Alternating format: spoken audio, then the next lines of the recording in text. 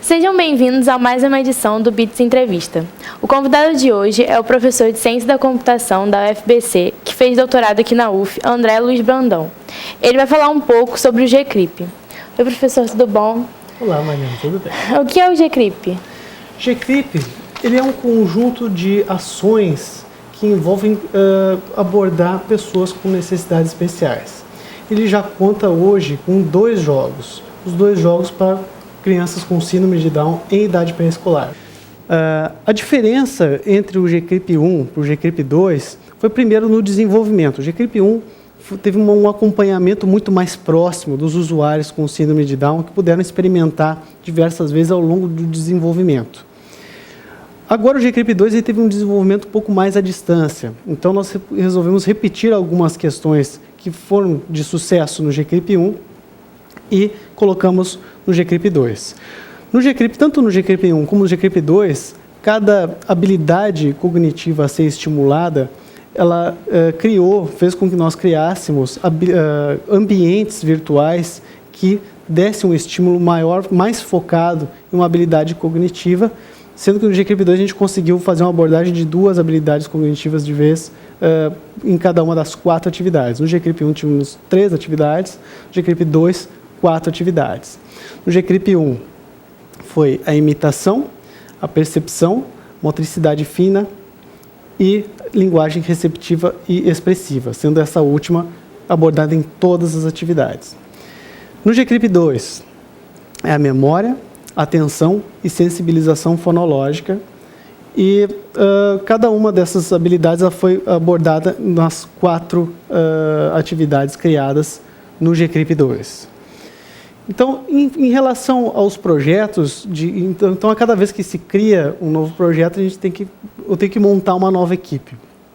Uma equipe de desenvolvimento de um jogo como esse, como são os jogos do GCRIP, necessariamente precisa de uma equipe multidisciplinar.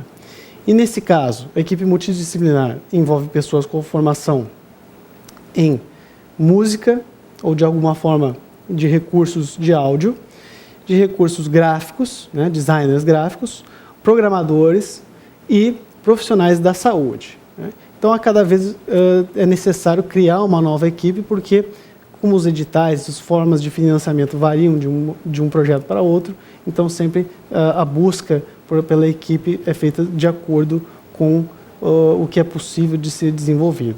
Então, necessariamente, em jogos digitais envolve uma equipe multidisciplinar. E você sabe se tem algum outro jogo ou alguma iniciativa igual à sua? E no que você se inspirou para fazer? A inspiração principal foi o fato de eu ser filho e irmão de fonoaudiólogas. Então, elas utilizavam tecnologias assistivas para poder auxiliar pessoas com necessidades especiais. Mas, até aquele momento, não havia nenhum jogo para crianças com síndrome de Down em idade pré-escolar. Então, a inspiração veio daí, veio de dentro da família, e um conhecimento prévio ali, de acordo com a clínica em que as duas tinham as suas ações. À medida que foi lançado o GCRIP, a primeira versão, o GCRIP 1, aí outras iniciativas passaram a fazer contato comigo. Então, uma das iniciativas de destaque aqui no Brasil é no laboratório Larva, que fica na UDESC de Joinville, que eles desenvolvem jogos também para pessoas com necessidades especiais. E em âmbito internacional, também é de destaque o projeto Life is Game, da Universidade do Porto, em Portugal, em que eles desenvolveram uma série de jogos para crianças com autismo. Então, eu tive a oportunidade de visitar as instalações, de ter uma troca de experiências com a equipe de lá, de Portugal, e foi muito interessante, muito enriquecedor. Isso mostra o quão relevante é o tema e a necessidade de se desenvolver cada vez mais tecnologias assistivas. E como é que o público tem respondido ao projeto? Tem respondido muito bem, isso tem sido assim, um motivo de muita alegria dentro da família, né? Porque saiu eu que tenho formação em ciência da computação, tenho 2 pessoas fonoaudiólogas, a minha mãe e uma das minhas irmãs, que também elas participaram diretamente da primeira versão. Então, a cada contato que é feito de pessoas envolvidas na causa, isso traz uma grande alegria e um grande incentivo à continuidade de iniciativas como essa, né? Então, as escolas inclusivas, as instituições, as APAES, questões assim, instituições que possam dar uma contribuição e mencionar o quanto o GCRIP é utilizado e como, traz uma maior necessidade aqui de a gente saber em quais contextos devem ser abordados aqui as próximas iniciativas do GCRIP.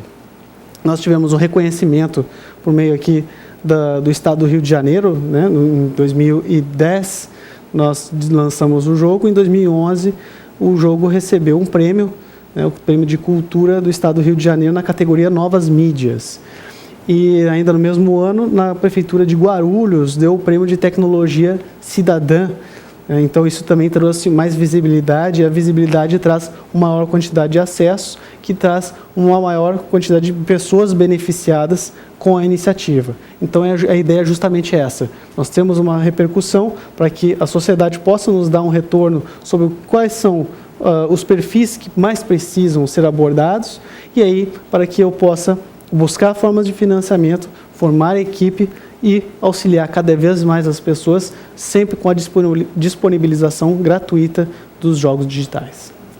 E você pretende desenvolver mais uma edição do jogo? Então, atualmente, está em desenvolvimento o jogo, o Para-GCRIP, né? Então, se para os Jogos Olímpicos nós temos os Jogos Paralímpicos, no GCRIP nós teremos o Para-GCRIP, né? O que vem a inspiração? Bom, sempre a continuidade do contexto com pessoas com necessidades especiais. No entanto, a diferença do Para-GCRIP para os outros dois jogos, que já estão disponíveis para download no site, é que o Para-GCRIP é um jogo de esclarecimento para o público em geral. Então, nós não temos um limite de idade, nós não temos um foco num público em necessidades especiais. Mas as personagens do jogo tem necessidades especiais e o jogo ele contém 3 minigames, certo? Com as modalidades esportivas que são natação, atletismo e tênis, todos no contexto paralímpico. Então, nessa iniciativa, eu e a minha equipe, nós visitamos as instalações onde acontecem os treinamentos dos atletas paralímpicos, que ficam na região do ABC, em São Paulo. Nós já temos a aprovação desses atletas, e alguns deles estarão presentes como personagens do jogo Para-GCRIP, e nós queremos trazer aqui um maior esclarecimento ao público em geral, para que eles saibam o que é um para-atleta, a sua importância, como o seu exemplo que ele dá para a sociedade, e como o seu exemplo até para trazer pessoas que estejam em algum momento de dificuldade, que estejam em alguma cadeira de rodas, que estejam em algum momento de dificuldade emocional, e que elas podem sim contribuir, até no âmbito esportivo, para o país, como um exemplo de superação e como um herói nacional, que são os nossos atletas paralímpicos.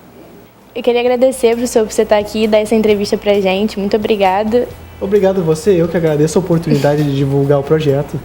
E para saber mais sobre o GCRIP, o projeto, e baixar as 2 edições dos jogos que já estão lá, é www.gcrip.com.br. Termina aqui mais uma edição do Bits Entrevista. Até mais!